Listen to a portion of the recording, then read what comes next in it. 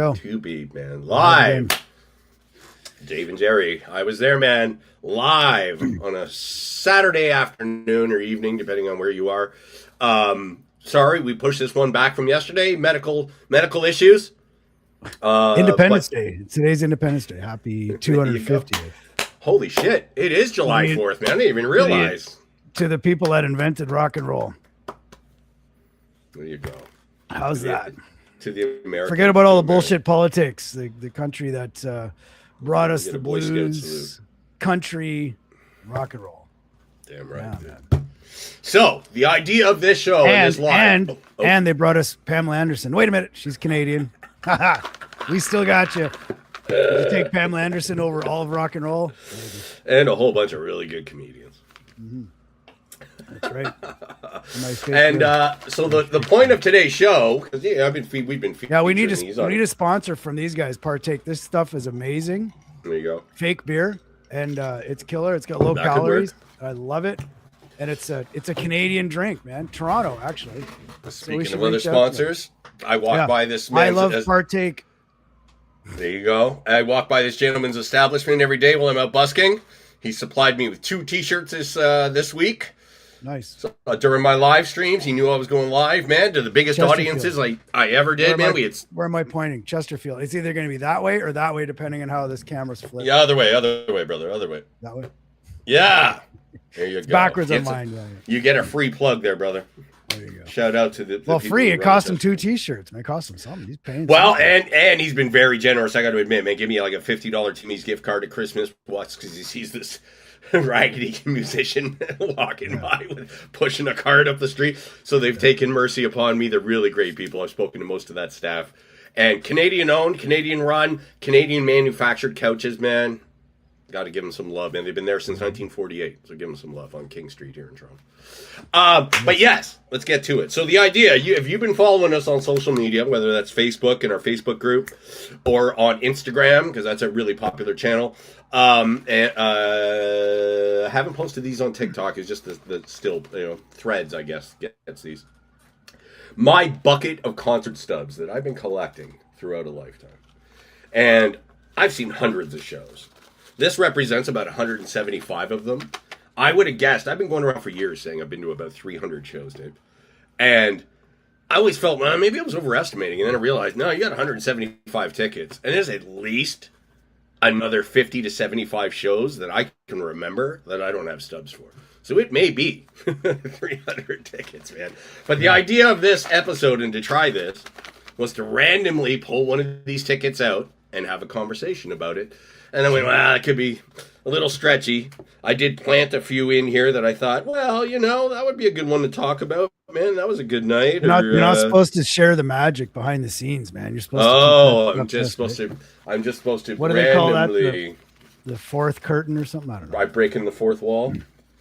Yeah, the fourth wall. Pulling out the fourth curtain. What do we got? Oh, there you go. Something you and I attended, my friend. Is it written backwards on the screen? No, not mine. My screen, it's good. Okay. It's in line with your Internet Elvis writing. There you go. Yeah. Well, yeah, I'm seeing it backwards here. But this was a show that we did see together. Not just a show. More than a show. It was a night of boxing. A fight night. Little Tyson, wasn't he called or something? Looked like Mike Tyson, but only midget version. We saw that. I apologize. I shouldn't use that word. Person Tyson. But he wasn't. He was like my size. That's literally He's Little Tyson. He was Little Tyson or something. They were calling him, I think. I'm sure you kick my ass, so it's all due respect. Whoever you are, it's all due respect. Zab Judah. We saw Zab Judah fight that night. Yeah.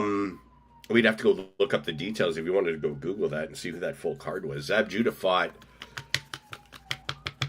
either Chavez Jr. or someone else's kid. He fought. Zab Judah was the headline, but he Zab won and he beat someone's kid. I forget who the fighter's kid he was. But this was the night put on in Toronto at the Air Canada Centre right when it opened in 2000 for Reuben Hurricane Carter. Made famous by the movie was it The Hurricane? Yeah. Won Oscars. And also Bob Dylan. Bob Dylan's famous song. Yeah. This is the story of the hurricane. Yeah.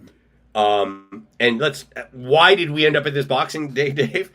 Because I had those illegal cable boxes, and we used to watch pay-per-views at my house. Illegal. What are you talking about? They were given away free by Trudeau. We had those gray market cable boxes back in those days. You kids don't even know what those are. Which got you pay TVs, access to pay TV. It wasn't cable. It was satellite, man. You guys had a card. We ended up with the satellite in the end, yeah. It was like a fake, like a credit card thing. And you had you purchased access to the satellite feed by plugging this credit card into your TV box that was attached to your TV. And that would give you access, like paid access to whatever was on the satellite. Because the satellite coming into your house had everything. You just had to encode whatever you purchased access to, but these were kind of gray market. Yeah, and they wound up at the fight with your brother, right? Wasn't your brother there with us? Or it was me, you, and my brother was there. But the reason we were there because we saw all these fights and pay-per-views and middleweight fights and heavyweight fights. We watched every big pay-per-view at my house. I remember getting like a case of beer, a couple drinks, and coming over, man. We'd order a pizza and Purnell, Sweet Pea Whitaker, man. He was one of the best. Him and Roy Jones Jr. Roy Jones was the best. Roy Jones was the best. And you and I were on Roy Jones years before the public even knew who the hell he was, dude. He was literally the best athlete in the world, and no one knew who he was. Weird, right? He playing semi-pro basketball games in the afternoon when he didn't need to. He was making $40 million a fight, and then flying in a private jet and helicopter to get to the fight that night just to kick some dude's ass and within like a round or two. Yeah, like insane. Yeah, but yeah, we got to this night, and I made sure we got good seats, brother. That says row 5, my friend. Yeah, we had good seats for sure. Yeah, we were close enough to get blood on us. I remember joking about that multiple times. Yeah, back then it would have had its own connotation. Do you remember who was sitting around us? Do you remember? I kind of, not really. I know your brother brought it up on social media. Eddie brought it up on social media not too long ago. And I forget. I honestly forget. This is like. So we were 2 rows behind, because we're 5th row. 3rd row was the then owner of the Toronto Maple Leafs and the building, Steve Stavro. It was before Maple Leaf Sports and Entertainment, or maybe the very origins of it, the year 2000. So however it was structured then, he was the president. And he walked in right at the main fight time. He didn't come down. They had a completely empty row in front of us for the entire night. And I remember him coming in, and we realized, because he's like literally 2 rows in front, 6 feet away. Stavro, he's in the news. He's an old dude. He was in his 80s by then, but he was like a billionaire who ran the team. And all of his cronies, took up this whole 12-row aisle. And there was a moment, I'll never forget this, and I remember talking to you, brother, I remember realizing, at one point, it must have been like a pecking order, I guess, in those very corporate structured days, that, he's in the middle, and then his left hand and right hand lieutenants, and then it goes down in pecking order. Every seat you get further away from him, you're less important on his board or whatever, his entourage that he came with. And there was this one kind of nerdy gentleman that was sitting way down at our end. He was the last seat in the row. And he got to sit there for like 5-6 minutes. And someone came up and tapped him on the shoulder. Guy in a suit. And he just kind of tried to brush the guy off. And then turned around, came back. The guy in the suit came back with the security guard. Tapped him on the shoulder. And he got removed from his seat so that some other old suit could sit down and sit in the seat. So we realized even amongst that world and that pecking order, and who knows the nuances of, well, you got a seat. You're sitting in that row with the staff row. No. About 7 minutes in, someone more important showed up, and the guy at the bottom of the pole got kicked out of his seat. And it was totally this moment where we went, think about that, man. You could be white-haired executive on the board, and you're still just hey. You got to know your role, man. You got to know your role. There's a pecking order, I guess that's the way it works. Corporate Canada, year 2000. The other, we were amongst that close. We knew because we saw all the fights in Vegas. The celebrities would be sitting there, and we did. If you remember, there was a Canadian celebrity sitting 2 rows behind us. In the 7th row was the guy from Da Vinci's Inquest. Nicholas, do you know the show I'm talking about? Yeah. I can see the guy's face, Nicholas, whatever. I just busted out on his name. It's been a while since I saw. And I remember him, and I kept looking around, trying to look like we were hot. I took full advantage of us sitting in the 5th row that night. And I remember looking over at him, and he's looking at us, going, "How the hell did they get better seats than me? Who the hell are those guys?" That's what I thought was going through his. He didn't give a shit about us at all. He didn't care. He went by. You and I crawled back to the suburbs. Nicholas Campbell, is that him? Nick Campbell. Thank you, brother. There you go. All due respect to the Gemini Award-winning actor. This show was maybe the longest-running Canadian show in history. It's a good show. It was great, actually, and that's what he would have been here filming, doing it at the time, right, in Toronto. There you go. You brought it up. Hang on. I'm going to find out. Hang on. Longest. I think, if I'm not mistaken, it's up there, man. TV shows. Hang on. Here we go. Oh, you good one. Heartland is the longest running. And we know a lot of the guys that work on Heartland. My friend Paul Schubatz worked on Heartland since its inception, I believe. Oh shit! Yeah, and then the nature of thing. Nature. I can't say I've ever seen an episode, man. Of Heartland. Yeah, don't even get me started on nature things. We don't do politics. Dave, we don't do politics. No, we don't do politics. And you got to keep in mind, I grew up in Alberta, so there you go. I got a certain opinion, but I live in Vancouver, and I grew up in Alberta, and I lived in Toronto. So there you go. Well, speaking of Alberta and country, that takes us on a turn. There's something we could just, because this just popped up. We lost Tommy Douglas. Tommy, yeah. Thank you, man. I was about to say. Yeah. Tommy Douglas, right? Yep. That's right. Yep. Yeah, his show was something else. Old, man. Yeah, and I read a thing about it, how when he did the show, he purposely wanted it, like, because at the time in the 60s and the 70s, it was hee-haw, right? And everything was real schlocky and sticky, and I never understood it, because you'd have guys like Roy Clark would get on there and play, or Jerry Reed, and they'd be unbelievable world-class musicians, but they all got this goddamn hay bale shit going on. You're like, what is this? Like, yeah, like, what is I don't understand. I never got it. I never cartoon got donkey it. with the buck teeth. Yeah. Yeah. And I mean, but you know what? It was, all those shows back then were the variety shows, even Johnny Cash, and, there'd be silliness to them that would be, it never had any context, and it's one thing. I'll let you get back to your story, but I can't add one thing to this. Just maybe it explains a little bit. I watched a documentary about the success of Hee Haw at its time, and over some of those years, it was on for almost 2 decades, man. Yeah. But there was certain years in the 70s, it was the biggest show on television, man. That was a prime time, like 8 p.m. show. That the whole doesn't mean it was good. No, but the reason that comedy and that Shucky Hicks, it was the first time all of America had been exposed to country bumpkin. Yeah. They'd never been exposed. The whole nation from New York to LA was tuning in to watch these country bumpkins for the first time. So it became its own kind of thing. But then Tommy Douglas wound up saying, I don't want to do that. I want it to be, I want the Tommy Douglas show to be just about the country music, right? Mm. Tommy Hunter. I keep saying Tommy Douglas. We said Tommy Douglas.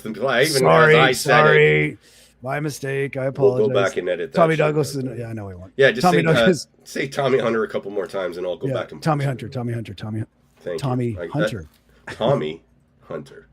We can edit that out. Right, yeah. Tommy Douglas is obviously the one of the greatest Canadians to ever lived. Yeah. Anyway, this is we're not clearly not historically accurate. No, but did you catch, and I think I sent it to you, one of our guests we've had on the show, Lori Yates, appeared on his show. Did you see that clip of her belting out those notes? Did you catch it? No. Look through your messages. I sent you a clip of her. She posted it up on her Instagram, folks. If you're not away following Lori Yates, Crazy Yates, on Instagram, go follow her, man. Country icon here in Toronto, cowpunk girl from the early 80s. And I think the show is dated. She's got clearly the time code running. She got the feed from the studio. She's on stage with Tommy and Little Jimmy Dickens. And they do a version of Good Old Rocky Top, Tennessee, man. And she nails the notes. She's singing at such a high register that she nails it, dude. She's got her big country skirt on, and they start getting in a dance. Her comment was funny. She's so much bigger than Little Jimmy Dickens Like Lori's just a woman, like she's woman size, Yeah. and she's so much bigger than little Jimmy Dickens that when they do the hoedown thing, she almost flings him into the audience. Wow, crazy. So yeah, we just had to get real about that. There you go. We're going to apologize to both Tommy Douglas and Tommy Hunter's famous. Well, what else we got in here, brother? Give me a sec. I'll see if I can post this up here. Yeah, I'm not seeing it real quick anyway. Okay, yeah, don't worry. I'll set. Yeah, Shania Twain did the Tommy Hunter show in 1981 as well. Wow, young. Yeah. That's cool. So like Tommy Hunter did it. His thing was to, and Alan Jackson's on there, Mary Chapin Carpenter, Tammy Wynette, was to feature the music as opposed to it being devolved into, the hee-haw kind of thing, right? Yeah. And it was interesting, super interesting. What do you got? What's next? Well, I'm seeing what else we got in here, brother. I mean, it's just randoms, but I guess I could have staged this a little bit better.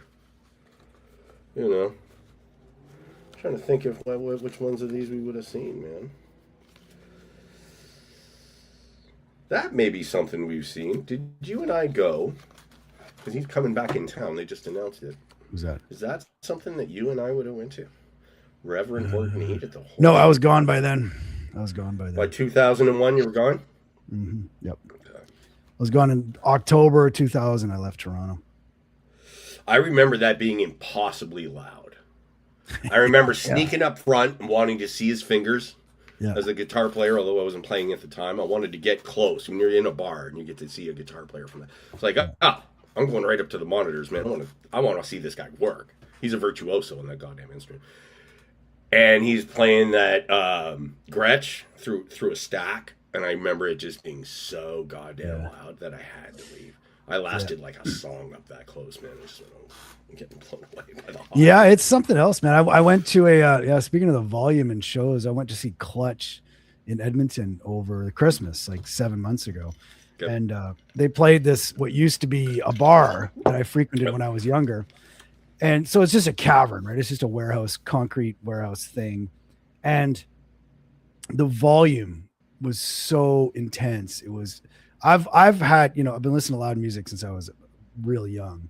And the volume was so insane. It was, it was tough to take. And I used to have a shirt, never mind, that said, if it's too loud, you're too fucking old. And, but now it's like, well, there's only, I don't know, you can only take so much. Before my friend Tom doing damage to yourself. Yeah. Well, my friend Tom doesn't go to live shows and hasn't for years because of that.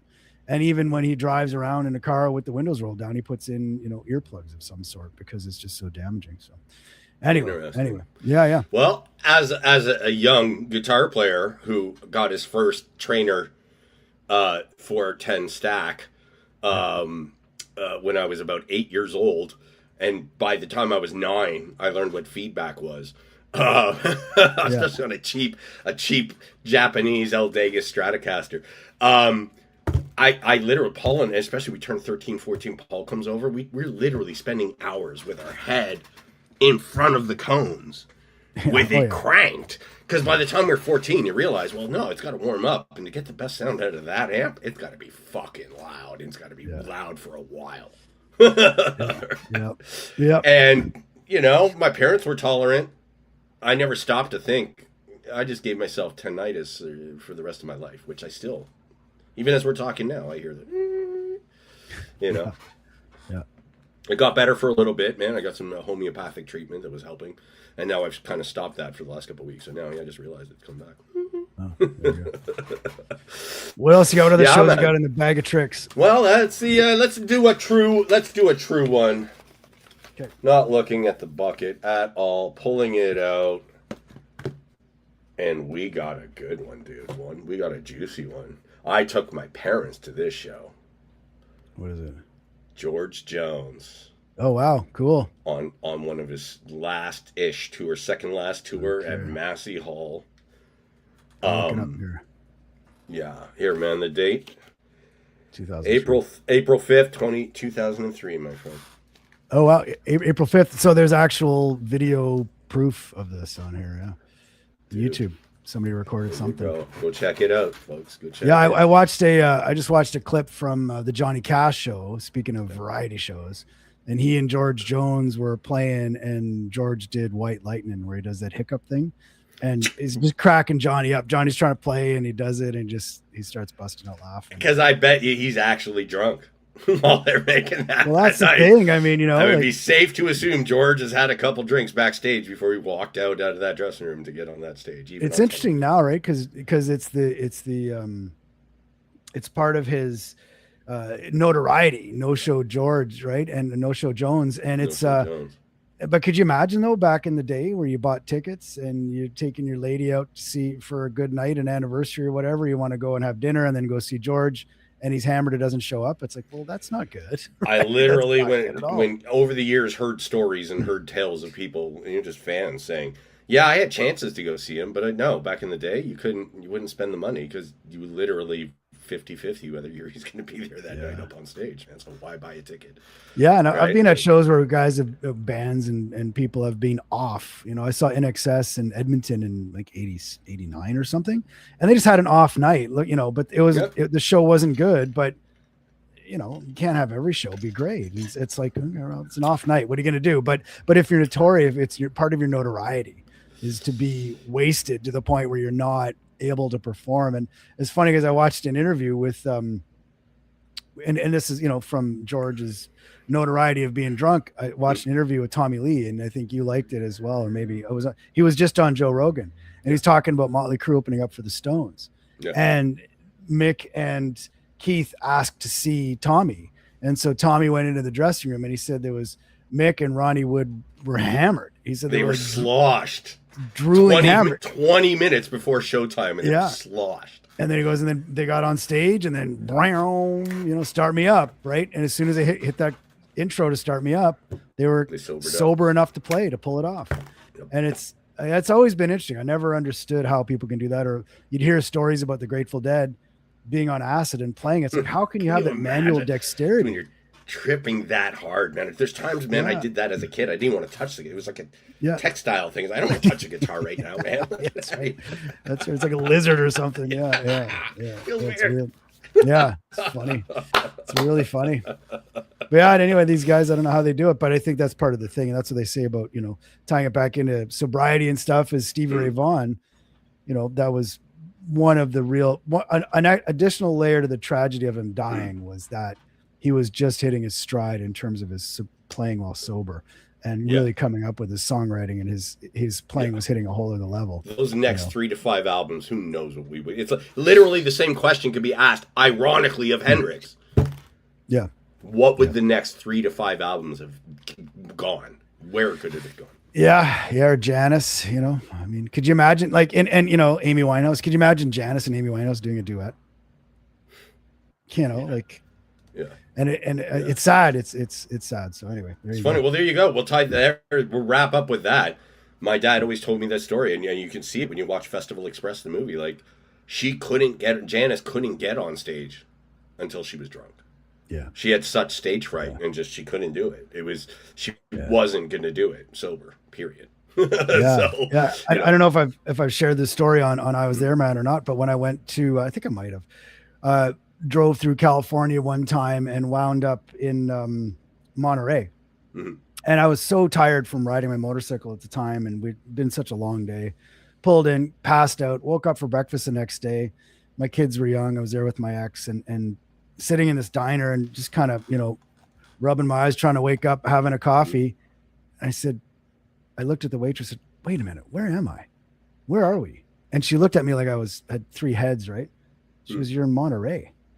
I said, wait, like Monterey Pop Festival? And she goes, yeah, the same one. Because when I was a kid, for years, I had that Hendrix flag of him burning his guitar at the Monterey Pop Festival in 1967. Yeah. And I said, well, where's the stage?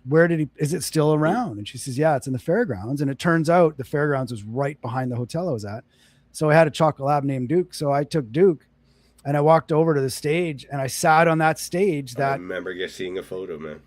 Jimmy and Janis played. And, I remember that coming out, man, to the world. Well, that show, I've watched, I don't even know if I've seen the whole movie, to be honest with you, but I watched the Janis clips, and where Mama Cass is sitting there just literally with her jaw on the floor in awe completely of Janice's performance. And when you take time, if you're a real music fan, to kind of tune everything out and watch Janice that day, that was, I mean, I loved the Hendrix performance, but to me, Janice was like otherworldly. She was Aretha Franklin level at that point. Like it was, you know, those few that the music flows through them, right?